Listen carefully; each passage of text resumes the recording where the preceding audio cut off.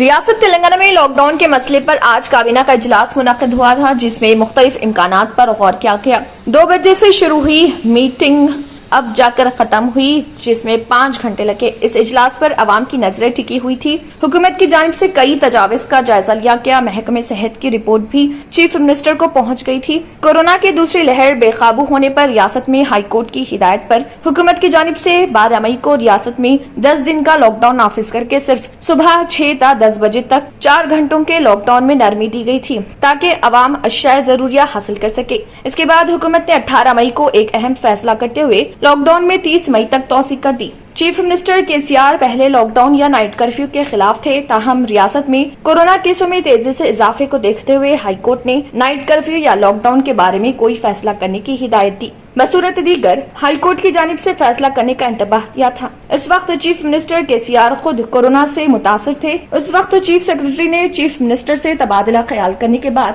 पहले night curfew का ऐलान किया। चीफ मिनिस्टर कोरोना से सेहतियाब होने के बाद लॉकडाउन का फैसला किया था। जब पहली मरतबा लॉकडाउन का फैसला किया गया था, उसी वक्त रियासत में औसतन 9,000 रोमिया कोरोना केसेस और 40 से ज्यादा अमवात हो रही थी। अब तेलंगाना के साथ मुल्क भर में कोरोना का असर घटता दिखाई दे रहा। ताहम आज मुनक्किद हुए इस इजलास में लॉकडाउन में 10 दिन की तौसीक की गई है और नरमी के औकात सुबह 6 बजे से दोपहर 1 बजे तक की गई है।